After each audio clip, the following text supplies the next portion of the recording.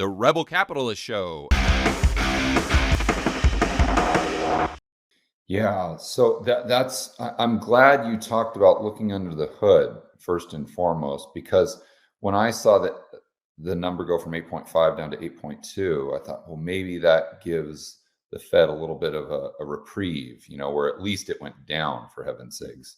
And if they could continue to kind of talk down the stock market, maybe that translates into the CPI continuing to go down because of a decrease in purchasing power.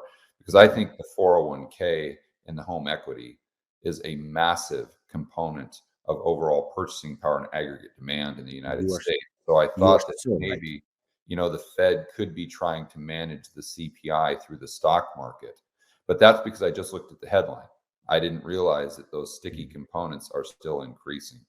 But George, you're right. I mean, what this makes them do, in my opinion, is to be even more aggressive on the reverse wealth effect, as I call it. So people always forget that the real estate market is by far the biggest asset class in the world. It's not the equity market. It's not the bond market. It's the real estate market. If you want to hear numbers, $300 trillion is the estimate global residential and agricultural and commercial real estate market. $300 trillion.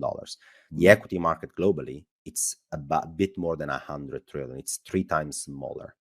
And why that is the case is because the real estate market is a hugely leveraged market because of the mortgage market, right? And so and it therefore represents a very large portion of the wealth effect that has been created over the last 40 years by making borrowing cheaper and cheaper and cheaper, and therefore house prices higher and higher and higher because people can just afford borrowing more. As interest rates were lower, their installment was also not going up, right? And so that made all this wealth effect and house prices look sustainably higher. It represents a lot of the wealth effect that makes people be more buoyant when it comes to spending. If your 401k is to the roof, plus your house prices are 30, 40, 50%, 2 times larger, then you're going to probably be spending a bit more, right? You feel more comfortable with your balance sheet. And now the Fed is like, okay, now I don't want you to be comfortable with your balance sheet. I want you to slow down. Because don't forget, I mean, inflation is a demand side, and we talked about the amount of bank deposits on the non-financial private sector, but there's also supply side, right? And now we've got a lot of these supply bottlenecks. The Fed can make the ships at the port of Shanghai load faster. They can't make China change their mind on the zero COVID policy. They can't make Russia and Ukraine stop the war so that Ukraine can export wheat and soybeans and all of that. They can't do that. What they can do is act on the demand side. And to act on the demand side, especially if you see sticky core inflation, like shelter inflation, the first thing you do is you try and slow down the housing market, right? And well, look at mortgage rates. 30-year mortgage rates, 5.6%. So what this is telling you is that they are actually working actively on slowing down the real estate market. Because if you make the same money you made a year ago, in real terms, George, you make less because inflation has been eating away your purchasing power and your salary has maybe gone up in nominal terms, but not in real terms. Right. So in real terms, you make less than a year ago. House prices are 20% higher than a year ago still, as measured as today. Your mortgage rate is not 2.9% anymore, it's 5.6%. Yeah, double. So translate that in your mortgage installment, it's 50% higher to buy the same house. You can't afford that. Well, great, says the Fed. So you're not going to buy the house. You're actually going to force sellers to lower their prices, which is going to make the sellers less buoyant about their balance sheet because their house is worth a bit less than they thought, right? So it's the reverse wealth effect we talked about. And the first market you target is the biggest market, the most levered market. It's the real estate market, obviously. And it is also the one that has second round effects on the CPI basket via rents, because don't forget the shelter is also based on rent equivalent prices. So if house prices drop, then rents probably will not go up anymore. So you achieve actually 2 results, the wealth effect, the reverse wealth effect, and also by second round effects, you slow down rents, which means you slow down that sticky part of the CPI basket. On top of it, you go after the equity market because you make valuations much less buoyant. You tell people, here you go. You have people less purchasing power for homes too, by the way. Yeah, your 401k goes down, you have less purchasing power to buy the house in the first place by selling stocks that may have been at all-time highs, as an example. And this is the first time, George, in since I follow markets, where I can see that if financial conditions tighten, which is a complicated jargon to say credit spread widen, equity is lower, the dollar stronger, housing market slows down. That's what it means, which basically hits your balance sheet from all angles you can imagine. Yeah. And then the first time I see that a central bank is actively cheering for financial conditions to go tighter. We are used to see the opposite. We're used to see at every drop, central banks be like, no, we have your back. Just go and buy risk asset, right? We need this wealth effect to feed. We need you to spend some more. We need some inflation. This is the first time in a while. It's the exact opposite. It's like every time the S&P rallies, I can see Powell be like, no, that's not what I want.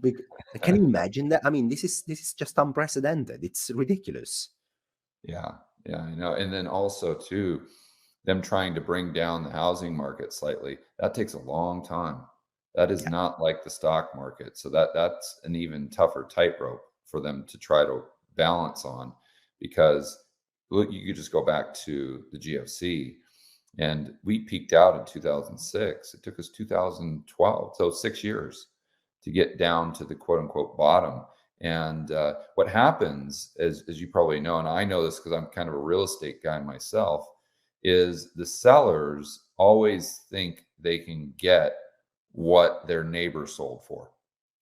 And they're always trying to hold out for that price, right? So if you got a house that's 500,000, or your neighbor sold for 500,000, you're always telling yourself that your house is better, even though it's the exact same floor plan. Oh, well, I've got hardwood floors or something like that, so I should be able to sell for $550,000. And then you get this thing, this price in your head, and then before you even sell, you've already spent the money.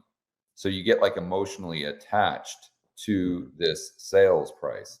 And then if it doesn't sell for 3 or 4 months, and you read on or you see on CNBC that the market is soft, you've got your real estate agent, blabbing in your ear that, oh, it's just temporary. The market's just gone down. It's just taking a bit of a breather before it starts going back up again.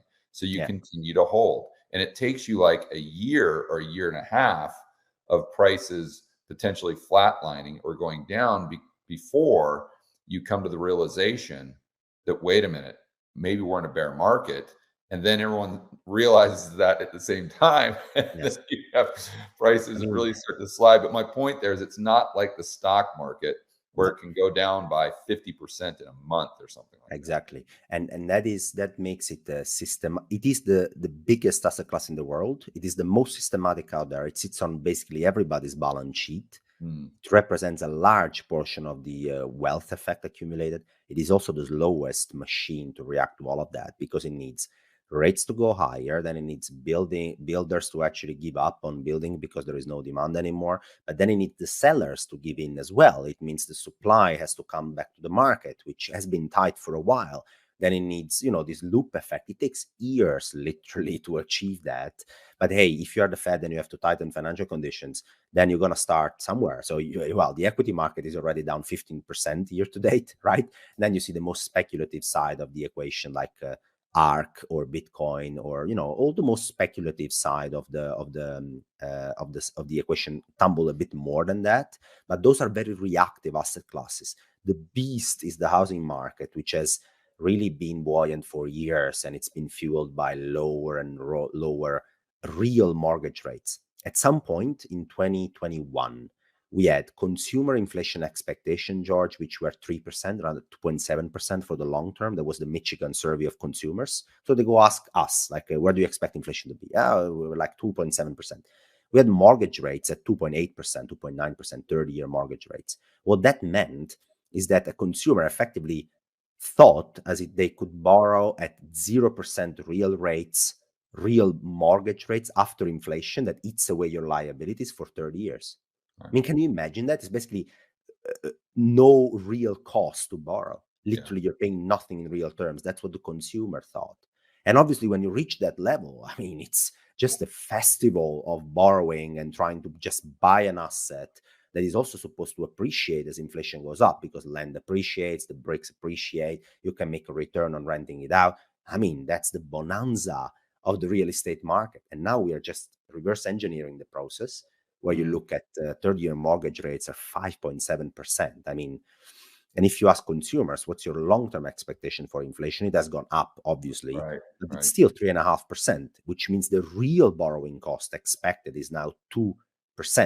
And it doesn't seem a lot of a change, but 2% on a lot of leverage, it is a significant impact on your ability to borrow and to afford houses. You just can't afford them anymore. Yeah, and just to be clear there, you're talking about inflation expectations compared to, or instead of, the actual CPI number, because if you just look at the CPI number, obviously we got negative rates. We got negative real rates, where you're actually being paid to borrow, but it's about expectations. You're right, because you borrow for 30 years and then you pay a nominal mortgage rate for 30 years. So you have to assume your inflation expectation over the long term, right? You can't just look at today's CPI and say that is it. But in your decisions, you're going to incorporate your expectations about inflation too. If not consciously, then subconsciously, you're going to do that anyway. And so we are now seeing the reverse of that. And I don't think that the Fed can just stop doing that. And we are in this crazy situation where if the Fed tries to blink and says, well, we want to stop the bleeding, right? We want, you guys are too much ahead of yourself. We can't see the S&P go down 20%. If they say that, they're basically saying they're not going to hike that much. They're going to basically, be much more soft. Well, the bond market is not going to like that, I can tell you, because inflation is extremely high. And if you as a central bank do not put yourself in front of the curve, do not show proper commitment that you want to slow this down, you will be punished. The bond market will start to really get nervous. Yeah. And we have seen a bit of the first reaction of that, like, 30-year treasury is 3.25%.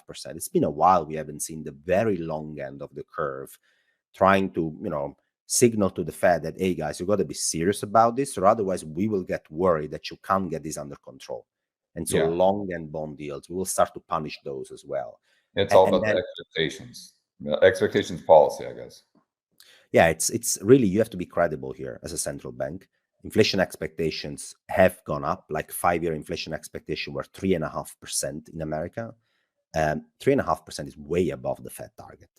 What on the macro compass, I also shown, if you look at the distribution of these inflation expectations, and so you ask people, what do you think is the tail risk here? So 3.5 was the mean of the distribution. That's where, on average, traders expect inflation to be over the next 5 years. Ask them, what is the probability that the Fed will actually bring inflation to 2%, which is it's their job. I mean, you should be very confident they're able to do that. Do you know how much was that? It was 10% probability priced in. Yeah. That was scary. If you're a policymaker, you're like, whoa, nobody believes me. And the biggest asset of a central bank is credibility. Right. If they lose on that, then they're losing everything, and they can't afford that. And that's why now I think they will have to step up their rhetoric even more at this point, because credibility, it is the most important asset for a central bank. And they have already lost a lot of that, if you ask me, over the last year and a half. And now they're at a tipping point where financial markets are telling them, hey, guys, please get your act together. Yeah, that's a fascinating take.